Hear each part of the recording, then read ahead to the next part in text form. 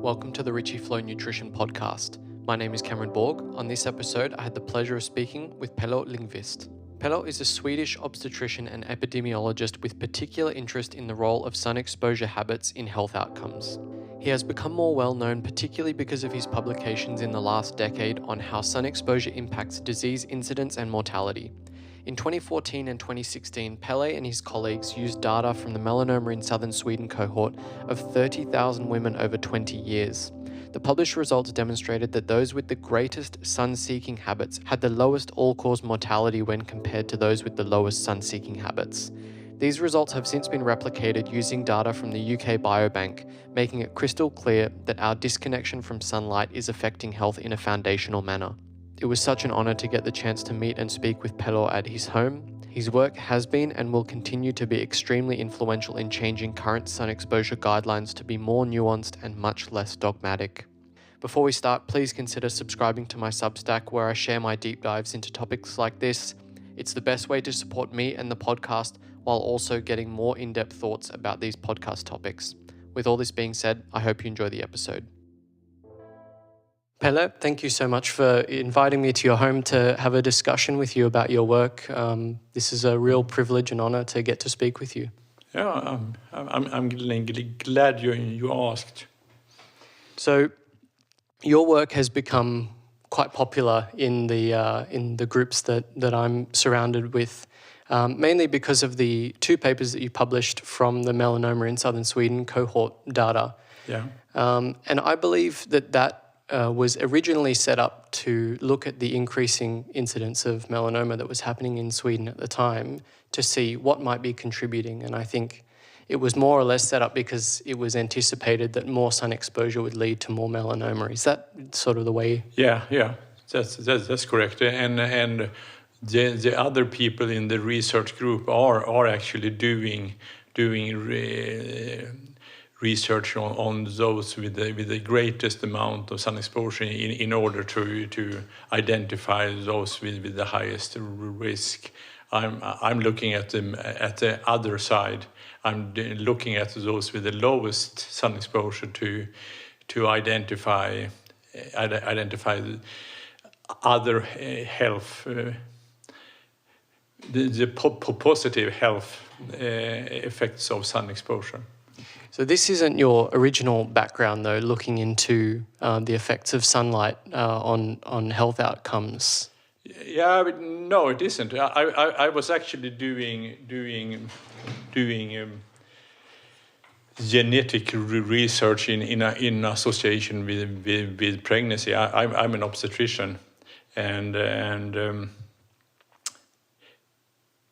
I was doing it on factor V laden, and we had a large prospective cohort of 2,400, and 270 women were carriers, and after the study, people told me that women, now I have destroyed their lives. These 270 will have angst and be depressed for the rest of their life because of the knowledge of a dangerous mutation. However, this was not our view of the thing. Women seemed quite satisfied. So in the end, we asked them. We sent an inquiry and asked how they what they thought about their knowledge, and 96% were glad that when they were carriers that they got the knowledge, and 85% changed their method of preventive. But the most interesting question was the question that was never asked. We ended the inquiry with the question: is there anything else you want to tell us? And many women wrote a little different texting, but they wrote that after the knowledge of carriership, I'm starting to eat better, train more, to live a more healthy life. They got a knowledge of a mutation that would increase the risk of thrombosis, and they took actions to lower the risk. And in my way of seeing it, women are rational, and if they know one thing, they try to compensate for it. So here, women want to know ways to reduce their risk of thrombosis. I'm a thrombosis doctor in Sweden. That's my primary aim. Yeah. I'm responsible for the thrombosis risk estimations among pregnant women in Sweden, and so. And actually, I was hunting with a colleague, and he had this. He was responsible for the MIS cohort, and I thought it was very, very well. It was taken from the population registry. 40,000 women were asked. 30,000 were answering the inquiry and went into the study. And they were following up every 10th year, and they have all the data to adjust for. So I and my hypothesis at the time, which later I know that it's wrong, but it was women with vitamin D deficiency have an inflammatory tendency. All inflammatory tendencies are increasing the risk of thrombosis. And so my thought was that if you those with increasing sun exposure would be less inflammatory. And I asked, and he was laughing, but finally I got to do my thing, and so the first study was on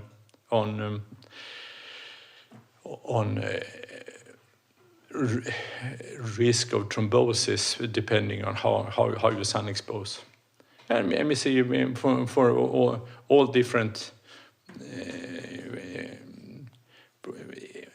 And we choose four questions, and for each yes, the more they sun exposed, the least thromboembolism they got during the oncoming 11 years.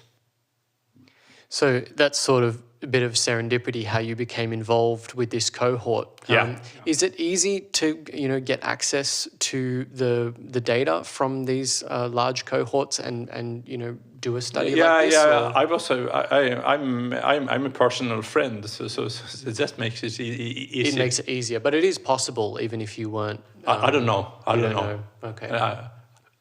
I wouldn't think so, but I don't know. And I mean, when you published, I think the first analysis was 2014 from the melanoma in Southern Sweden cohort about all-cause mortality. Yeah. What was the original desire? Like, what did you want to get from that original analysis? Okay. We are jumping one thing. While we were doing this with the thromboembolism, I was seeing that type 2 diabetes was very similar. Yeah.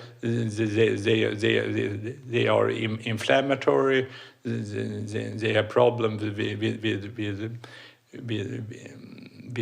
increased blood pressure and most of the type 2 diabetics have low vitamin D levels. So we did the same thing, and for each yes, on the same questions, maybe there was 30-40% higher risk of getting type 2 diabetes during the oncoming 11 years. Right. And the thing, now we are up to the date when you're asking, we had two of our major causes of death were dependent on sun exposure. Yeah. Is all cause death? Does it differ too? And then we had a 20-year follow-up, and so the hypothesis was: do you die more often from if you don't sun expose? Yes, you die more often. Mm-hmm. But you have a little higher incidence, some 30% higher incidence of melanoma. Mm-hmm. Yeah. So one thing Prue noted to me when we spoke is that the cancer incidence was higher in those who were more sun exposed. And I think you make that point where it's the reduction of all-cause mortalities predominantly in cardiovascular and non-cancer. Okay, but now you're up to the next paper. This is a 2016 paper. Yeah. And after this, the next question, when you can see that women had a doubled risk of dying in the forthcoming 20 years, what do they die from? Mm-hmm. And then we can see that women, there was a half risk of dying of cardiovascular disease, mainly myocardial infarction and stroke. Thromboembolism is in that category. It was a 1/3 risk of dying in other diseases, and that is autoimmunity, diabetes, rheumatism, MS. And there was actually a 40% lower risk of dying in cancer. Mm-hmm. So it was a 40% lower risk of dying in cancer among those. But here comes a thing that is mixing everything up. Other diseases is reduced by a factor of 3. Cardiovascular diseases is reduced by a factor of 2. Cancer death is reduced by 40%. What will happen with the prevalence of cancer? More people will die of cancer. Because if they live 3 years longer, they get more time to get their cancer diagnosed and have it as a cause of death. Yeah, well, that was the point that Prue made to me. She said, well, of course, the people who are living longer are dying more of cancer because they're just living longer, and the number one risk factor of cancer is age. Yeah. So it sort of makes sense, but I think some people have used that. Well, they get more, they're dying more of cancer. But the risk of cancer is lower. Yes. But the prevalence of cancer is, and this is many people can't differ between these two, and this has been. If you just make a count on how many that's dying, in Sweden, for example, the incidence of melanoma is increasing 5% per year, but the risk of dying in melanoma is about 2% lower for each year. Yeah. And this was before the new cancer agents were presented. Yeah. Yeah, so, I mean, this is something that gets lost in the fray a little bit, I think, because by the time you make it to 70 or 80, you've got cancer of some description. It's just, is that cancerous growth going to kill you, or is it just going to be there when you die of something else? And with more modern diagnostic techniques, I know this is something that Richard Weller has mentioned, that the diagnosis of melanoma is something that's a little bit controversial at the moment. It is. And that sort of plays into the difficulties with understanding the dynamics of the disease, and when where people are really at risk. And it seems to me as though the people who are really at risk are those that have very little sun exposure, and then they might go for a holiday and have that sort of intermittent exposure. Binge sunning. So you can binge the drink, or you can binge sun. And particularly for people of Swedish descent with lighter skin tone, the effects are going to be more pronounced. And this is something that is something that needs to be taken into account, is how transferable do you think the data is from the Southern Sweden cohort to elsewhere in the world, where there are different populations with different skin types and different different amounts of UV light present. I mean, personally, I think the underlying message is the same, that we've disconnected from being outside in the sun, whether it contains UVB or not, and being outside is going to be net beneficial. But how transferable do you think the results from the melanoma in Southern Sweden cohort is elsewhere? I think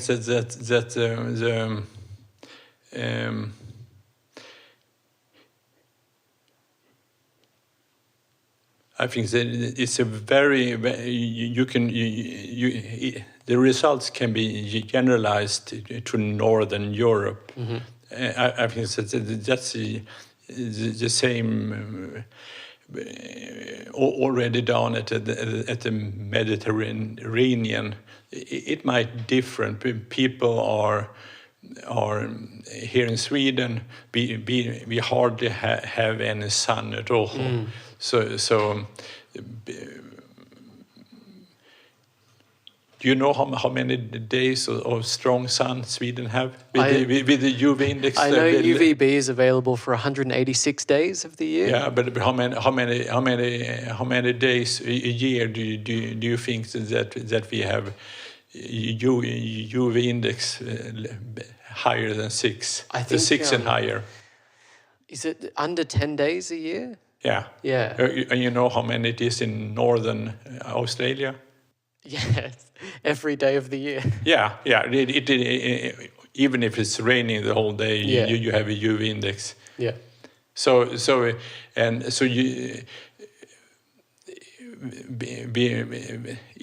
it is entirely different the different milieu, and you but in the same time, in many of the Southeast Asian and also in Australia, people are vitamin D deficient, and this is. I would say the vitamin D deficiency, for me, it is mainly a lack of sun exposure. Absolutely. And I notice here there's a very strong emphasis on vitamin D supplementation for obvious reasons. But I get the sense that people think... Wait a minute. Where is it? In Sweden, in general, there is the milk is fortified, which is new to me. We don't fortify. Okay. This is very new. In Sweden,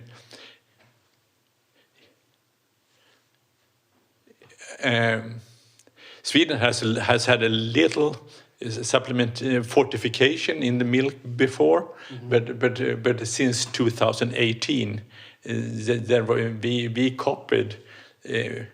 Sweden copied the Finnish guidelines, and the Finnish guidelines, both Sweden and Finland, we have around in the populations around 50% vitamin D deficiency, and in, you want to hear?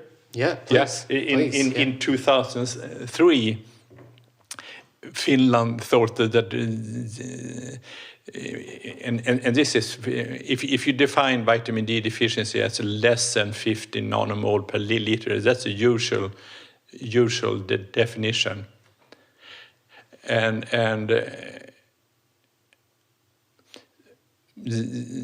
they were determined to lower the Nordic guidelines. Says that we are supposed to, the goal is that 97.5% should be sufficient.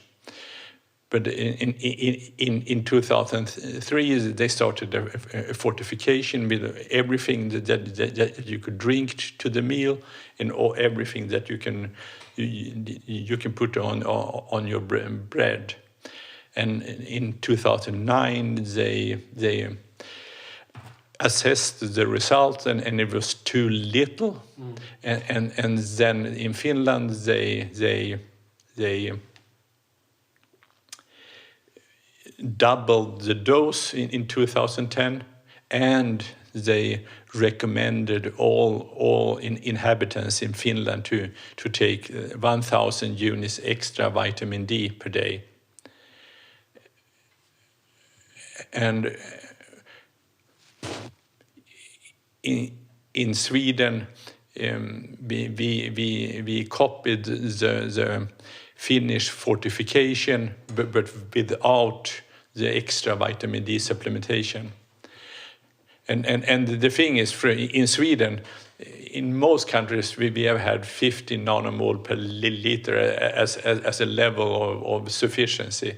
In Sweden, they lowered the level so that a recent amount of Swedes should be vitamin D sufficient. So we have had at times 25 and at times 30 nanomole.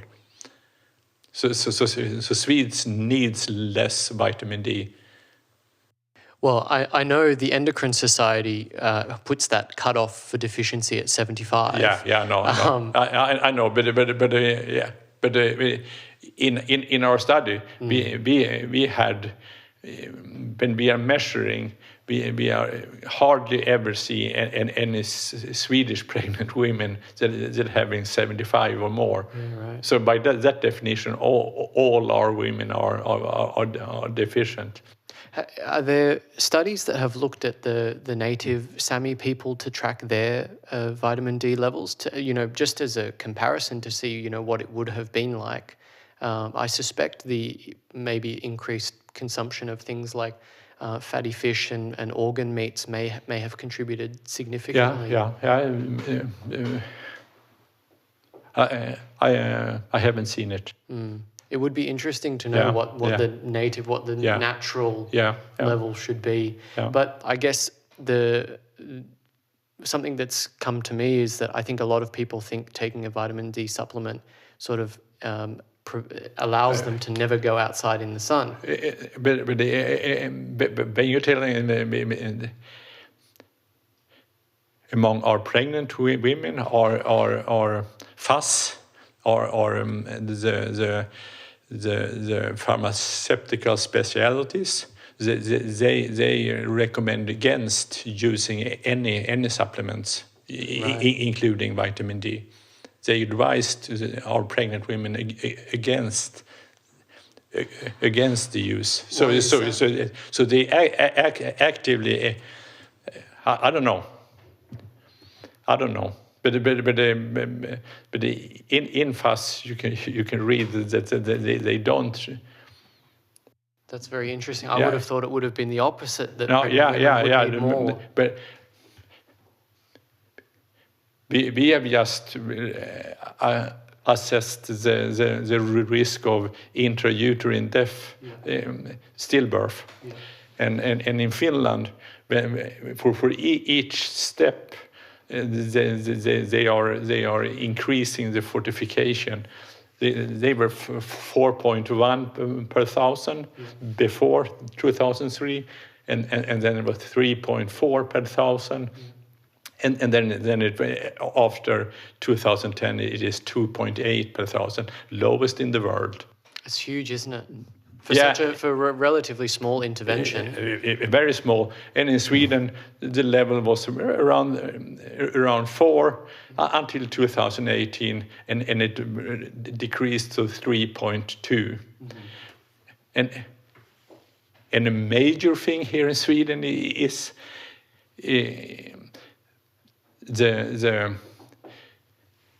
our immigrant population.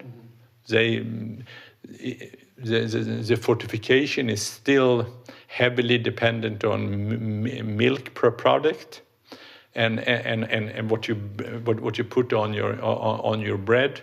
But our immigrant population don't drink milk, and the Indian women, they are taking the bread in their food. They are not using butter on it.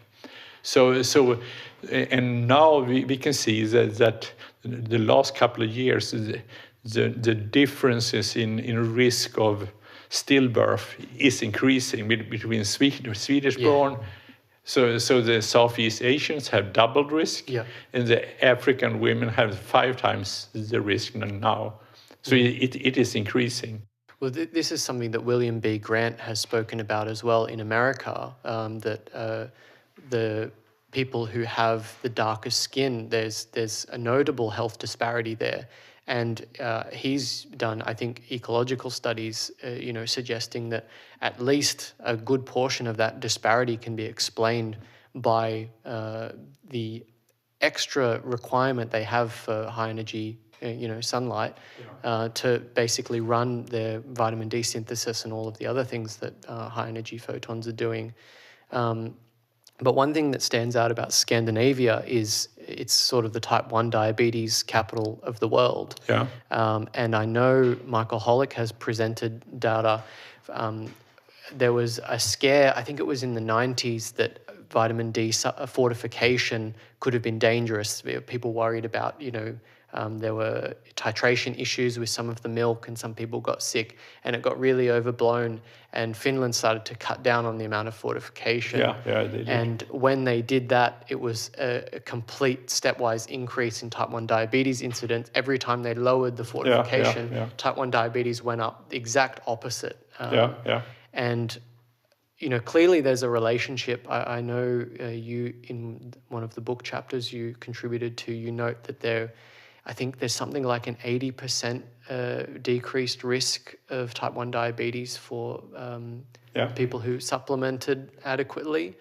During the first year of life. During the first year. So then there was 80%, or those that supplemented were 80% lower risk of type 1 diabetes during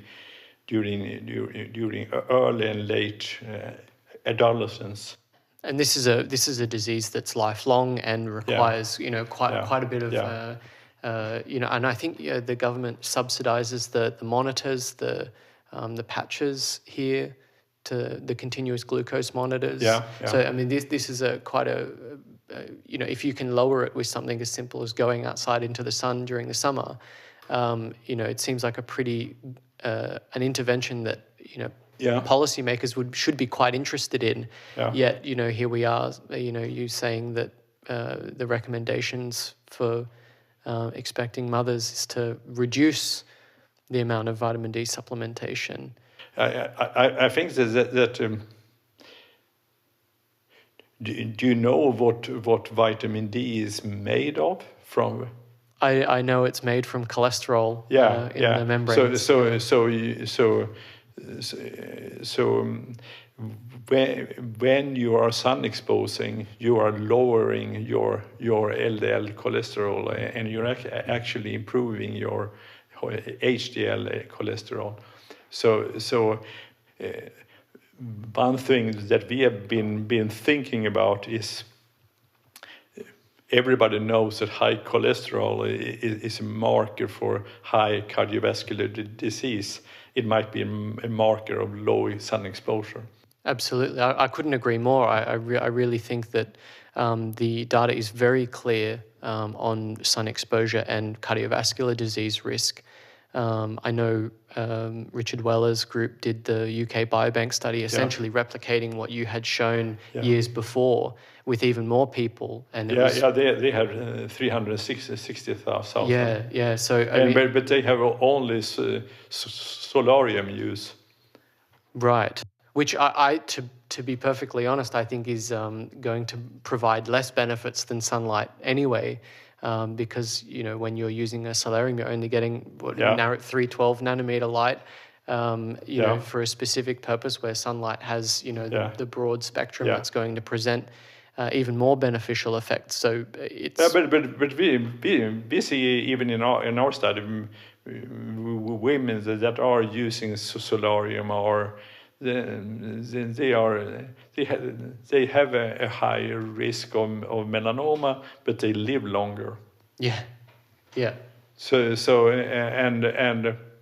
and for me, it's a kind of I don't really know the studies that has been done are not washed for. If you are in a solarium, you know exactly how long time you're there. And in terms of medical solarium, data from South Korea, those that have been more than 100 times due to vitiligo, they are living longer. And medical solarium has never been associated with melanoma. So I think that it's two different groups. One that is prone to overexpose, and one that is not. And it is the overexposure that you have to. Personal, I think that in Sweden, many people should benefit from going to the solarium a couple of times during winter. That's really interesting. I know that there's debate about the whole solarium issue, primarily because I think when they first came out, they were using UVA, which does have beneficial effects with regard to, liberating nitric oxide in the skin and so forth. But I'm aware... But in Sweden still, it is very, very UVA... high in UVA, it's not natural light. Yeah, I mean, do you think that might be causing other issues? I mean, I know when you look at the net outcome, the people who are using solariums tend to live longer. But do you think that the sort of unnatural use of this light, particularly during winter, when I suppose, the body... I do think that you should avoid to be vitamin D deficient. In Sweden here, it is during the winter. If you live normally during the summer, you get enough. Yeah. If you are Swedish, if you have a Swedish temperament and go out when it is sun out, our first generation immigrants don't have that custom. So they are probably more. They haven't learned the Swedish way. This is something I spoke to Nina Jablonski about quite a bit. With increasing amounts of migration, particularly of people with darker skin to places with less sunlight intensity, how do you start to have the discussion about sun exposure being different for people with darker skin? It seems like a pretty touchy subject, one that, the politics of it might get in the way of actually getting the right information to the right people. I mean... Yeah, it is a problem, but I was having a year ago. I was having a mail conversation with a colleague in the States, and I later found out that he was black, and he told me that all his friends, they were dying early in myocardial infarction and stroke, and in his family, people were dying early in myocardial infarction and stroke. And I know that black people in the States, they have a 30% over mortality, and scientists are looking for socioeconomical effects of that, and he was doing his own calculations, and he assessed the risk of getting melanoma and the risk of getting myocardial infarction or stroke.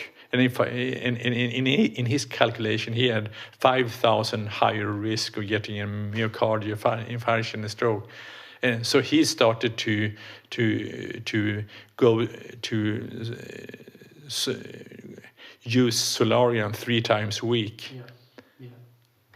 Yeah, well, not to be more black, but to get the health. Yeah, to meet the needs that his skin type requires. And I think that in Australia, with the new guidelines, with the new statements, they are separating whiteys from those with more and they have more relevant guidelines today.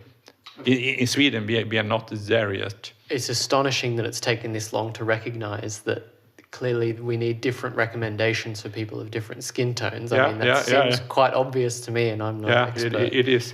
And actually, the Western guidelines is a problem for countries in Southeast Asia. They are reading the guidelines here, and they are trying to be the same down there. I had an Indian colleague, and she told me 15 years ago, all women were in the afternoons, they were sitting drinking their tea on the roof of the house. Now they didn't want to expose to the sun because it was dangerous. Now they were sitting down inside in the dark, and they were following our recommendations. Mm-hmm. And this is probably the reason that they have so much deficiency down there. And diabetes as well. Yeah. One thing that's clear, or at least it seems clear to me about melanoma, is this intermittent exposure, the binge sunlight. Yeah. And I was reading in the chapter that you contributed to on vitamin D, you write, in 2011, 30% lower rate of all-cause mortality was reported among those who took a sunbathing vacation at least once a year over the course of 3 decades. And to me, that was not my not your work, but it was something that was cited in something. Yeah, and. To me, that seems to constitute an intermittent exposure. Yeah. When you go, perhaps during winter, you go to Italy and you have but even then, even with that exposure dynamic of the binge sunlight, there was still a lower all-cause mortality. Yeah, so it seems like the trade-off really is. Yeah. Okay. In that publication, they also showed that those burning were living longer. So we have the same results, but we are not publishing it because we don't think that people should burn. But they reported that it was better. They didn't write it, but to follow their results. It's better to burn and be out than not being in the sun. We did have the same results, but we didn't want people to overexpose. Yeah, fair enough. I mean, it's probably a So little we didn't put it down on paper. Yeah, well, I mean, I know sunburn, particularly during childhood, is quite a poignant risk factor for melanoma later in life. So it's and non-exposure to sun during childhood is a heavy risk factor for autoimmunity. Yeah, absolutely. So that's what Prue is scared about. It is that the youngsters are not out now and they are getting MS later. Well, something that Prue made very clear to me was that this latitude gradient we see for MS is almost non-existent at the equator, and then the further away you get, the more MS you see. And I think now the studies, there have been enough studies to show that this is a vitamin D independent process, that this is happening. Something else is going on with UV light when it's touching the skin, but it's not vitamin D. It might involve vitamin D, but it's not. I mean, if you supplement vitamin D, it doesn't make any difference. So do you think that the sort of monopoly that vitamin D research has on the interactions between life and UV light, do you think that's sort of holding us back from discovering, potentially other things that are going on with UV light? I know she's spoken about urocanic acid, which seems to be a very interesting product that's made from histidine in the skin. Who knows how many different things are made on the skin, and if we just focus on vitamin D, we might be missing out on a lot of those that could help explain other things that we notice with sunlight exposure.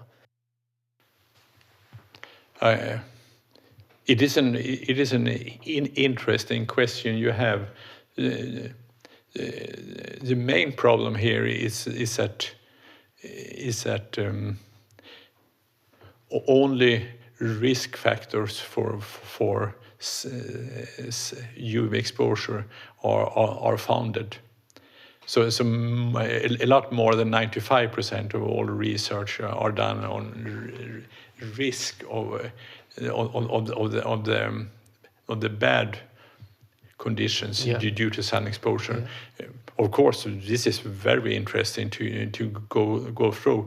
Everything mandates back to, I think it's 81. It was an Australian that was questioning the temperature hypothesis, and thought it must be something with UV exposure, supposedly vitamin D, and this was the start of a huge amount of vitamin D.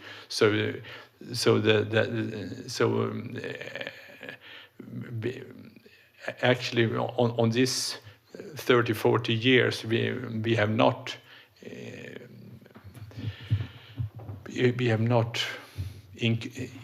increased our knowledge the way we should have done. We should have had a more scientific, sound approach to the whole thing. I mean, this comes back to the issues with science in general and how funding is dealt out. This is something that Andre has struggled with, and Michael Holick, they stopped getting funding that they had got previously. It seems like a tricky subject. I know in Australia it would be so remarkably difficult to turn around and say, actually, you do need to get some amount of sunlight because it's protective of many things. But Australia is the most liberal country with their recommendations. The recommendations in Sweden is a lot stricter, and we hardly have any sun. Well, that's interesting to hear. And we have a melanoma incidence that are almost as high as in Australia, which is stunning to think that. No, it isn't. We have amazingly bad recommendations. The recommendation is in Sweden. They didn't dare to say that you should be avoiding too much sun. They didn't dare to say that. So they said, as long as you cream yourself, it's okay. Yeah. And this is a problem in Sweden. That's my own conclusion. Yeah.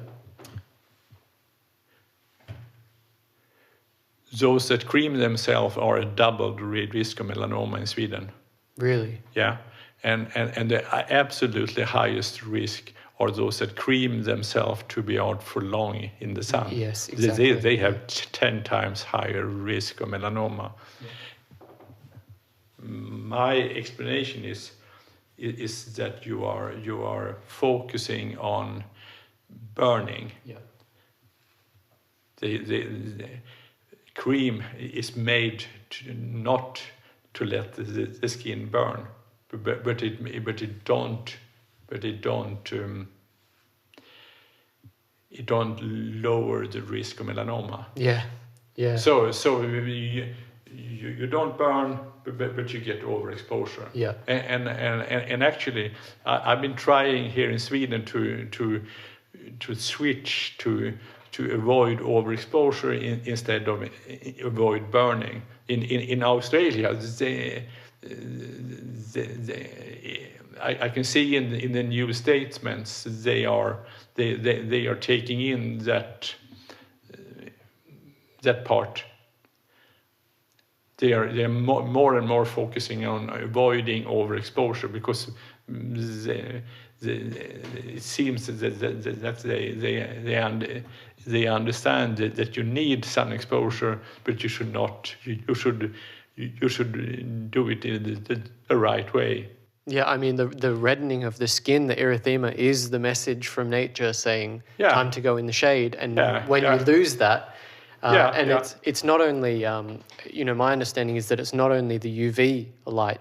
When you use sunscreen, you're able to expose yourself to high energy visible light as well for an extended period of time. Yeah. And the violet and blue wavelengths penetrate even deeper to the basal layer, which might explain why it's more common to get basal cell carcinoma when you use sunscreen, because you're able to stay out for so much longer than you should. Yeah, and that's one of the main things. We are actually the guidelines in Sweden has been changed from the Strålskyddsmyndigheten. But they have not communicated this to the general population. The switch before it was the last between 40 and 10 years ago. It was as long as you cream yourself, it's good. Yeah. But now sun cream is not present. So you should go to the shade or you should dress, which are correct. But still, since they haven't communicated, the people are still thinking as long as you cream yourself, it's good. Yeah.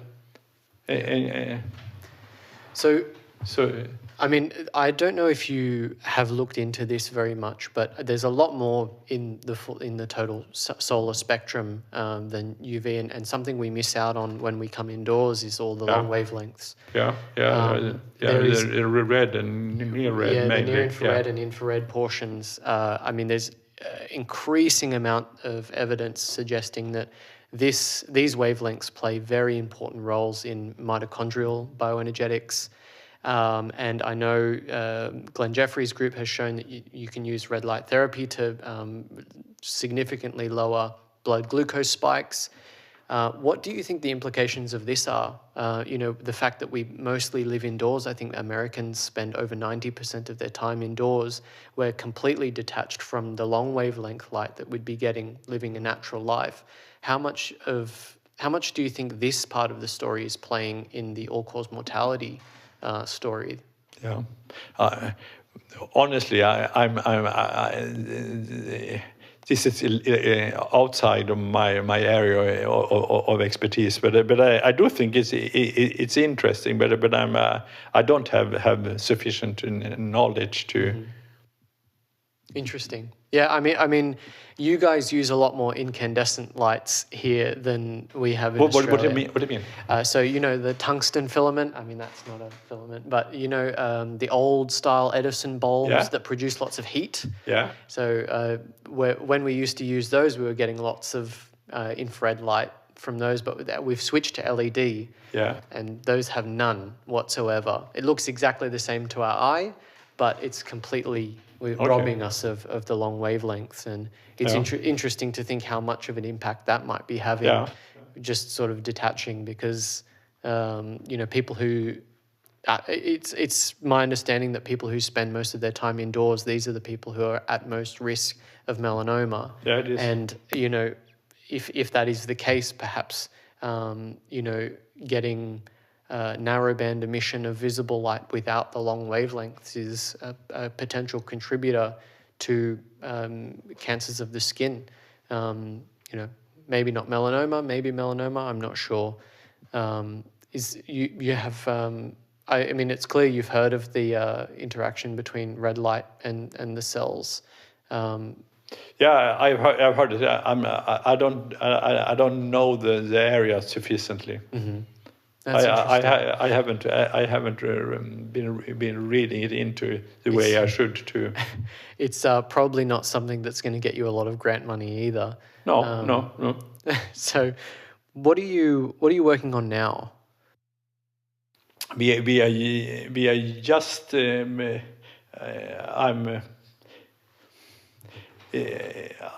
I've been following up some Australian studies. Mm-hmm.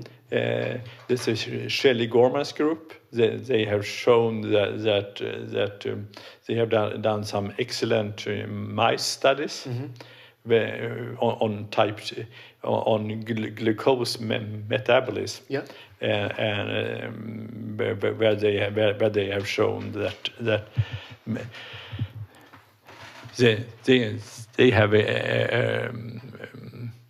they have a more advanced setting, but if you make it easy, then you have mice when you are UV exposure, and you have mice without UV exposure, and those and you feed them with high fat diet, and those with UV exposure go up less in weight. They have better glucose tolerance, lower insulin resistance, lower cholesterol, and less hepatic steatosis.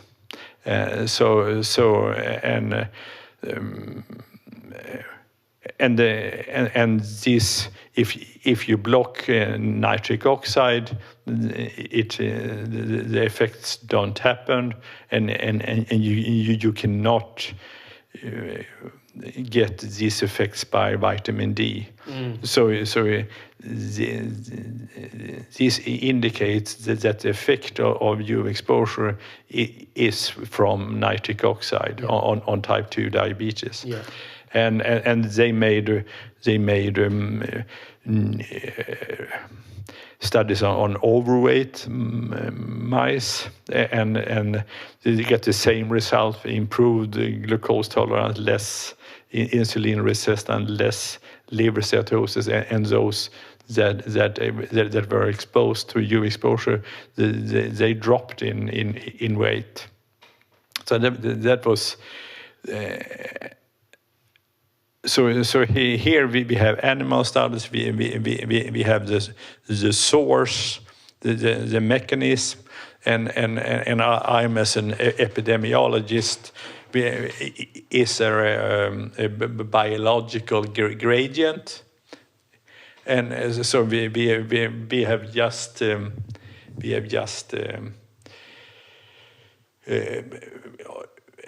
is an accepted paper where we see that the more we have a strong dose-dependent inverse association between sun exposure and incident type 2 diabetes. That's so fascinating. I mean, it's such a huge problem. Yeah, the type 2 diabetes problem. And we can see that the effect from sun exposure is similar to that of exercise. So exercise and sun exposure show about the same effects on lowering the risk, and the main risk factor, if you're going to stay without getting type 2 diabetes, the main thing is to remain normal weight. But in the same time, I do think that sun exposure will have these studies are not done yet, but I would be surprised if those sun exposing are not and try to reduce their weight if it isn't helpful. Would it be ethical to run an RCT by exposing people to sunlight? Getting a group of people and putting them out in the sun. I know that's a bit of an ethical issue. Yeah, I don't think that that it would be acceptable in Sweden. Yeah, that would be. I mean, because then you're not guessing about what wavelengths are doing. But the first thing, you can't get founded. So it's no idea to even start to. There's no way you can get founded in Sweden. Yeah. In 2020, you published a paper. It's sort of a who's who of everyone in this group. I know Prue was involved, Cedric Garland, Bruce Armstrong. You wrote, insufficient sun exposure has become a real public health problem. Yes. What prompted that paper? Yeah, we did have a joint meeting in Washington,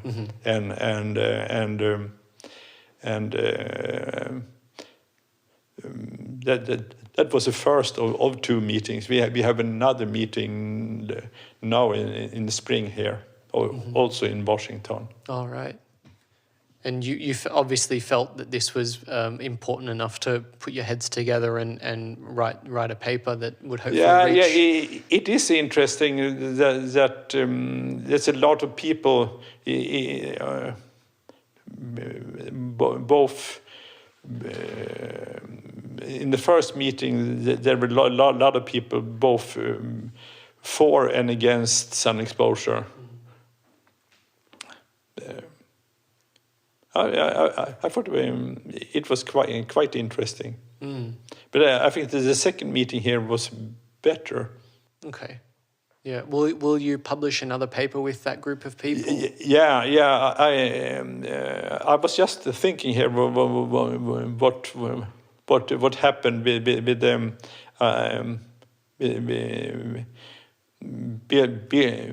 We were determined to publish a paper in common, but we are not there yet. Difficult to organize everyone. No, I don't really know what's the problem. But it was some very interesting.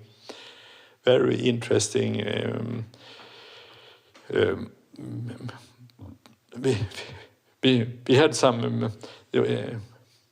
But one of the things that I thought was most interesting, that there was behavioural differences depending on. Yeah. By what's her name, Carmen Levy. That goes back a long time. I know prison programs that got their inmates to garden saw dramatic improvements, just getting them outside gardening in the amount of antisocial behaviour that was going on. This has been shown many times. And I know that there has been a paper, I think it was 2019 or something, that was suggesting that, I don't think they said this explicitly, but people with darker skin had greater tendencies toward addictive behaviours because the amount of UV light needed to activate, the release of beta endorphin was much higher, and if you weren't reaching that, you tended towards more addictive behaviors, because this endorphin system is supposed to be run essentially by UV light, and if you're not getting enough, it causes a bit of a disturbance in that regulatory system. I've been thinking in just the opposite way. Really? Yes. Okay. Because we see the I've done the redhead study, and redheads they are drinking more, they are smoking more, they are, and people say that they need more anesthetic during surgery. So I've been thinking just the opposite. Interesting. I hadn't thought of that. That's really quite a. I wonder why that would be. Do you have any initial ideas about why people with red hair might be more? I think that the people with red hair have red hair because it is a survival advantage. If you live up here and have red hair, you live. We have shown that. Yeah. They have an 8% longer life expectancy. Wow. And the price of this is that they have 59% higher risk of dying of skin cancer. Yeah. But the only thing that's communicated is the higher risk of skin cancer. Yeah. But that's a price for the longer life. We've been talking about UV light, which is essentially invisible electromagnetic energy. On the other side of the spectrum, we start to get into radio waves and microwaves and the communications technologies. I don't know if you know Olli Johansson at Karolinska. He published, I think it was 2014 or something, looking at the introduction of FM broadcasting in Sweden and the incidence and mortality of melanoma, and found some interesting relationships between the onset of FM broadcasting and the changing nature of melanoma in Sweden. And this also seems to have happened in Australia as well. There's a paper essentially saying the exact same thing. Given that we're essentially now bathed in electromagnetic energy that's not native, it's not normal to have on the Earth. How much of a role do you think this might be playing, not only in melanoma, but in human health in general? I don't know. I know that they have been doing research regarding mobile phones with brain tumors, but the scientific proof. I don't know, and it's not my area either. But it might be something there, of course. But so far I haven't seen any. I haven't seen any.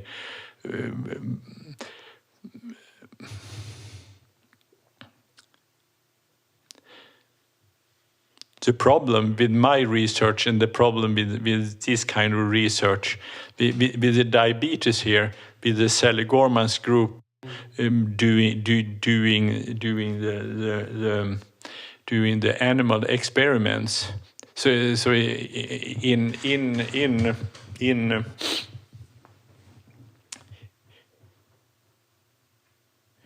if I'm starting from a little different angle, with type 2 diabetes, we are almost at a level now that if the present studies might be replicated, we are at a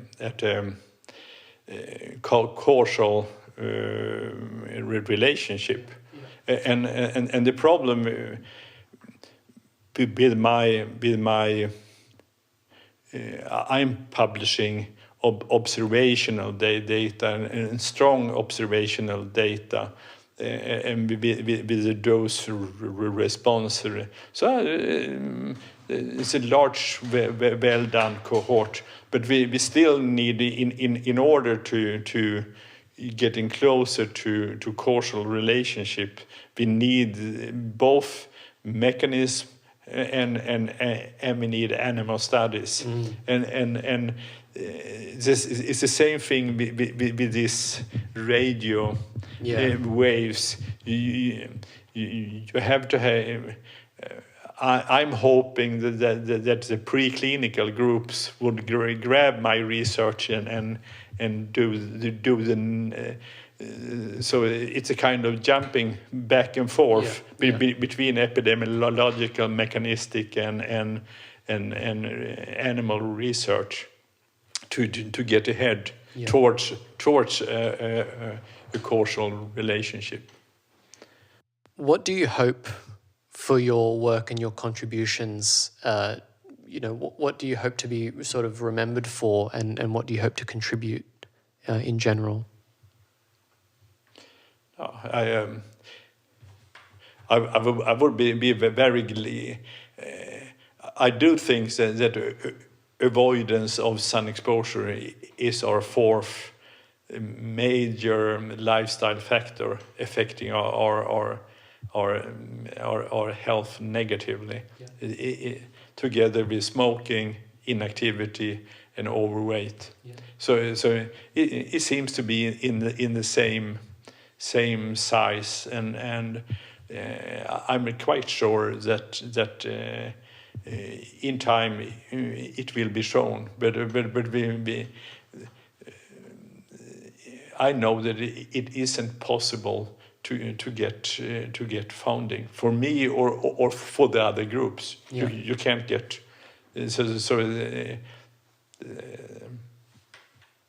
it falls back to the funding.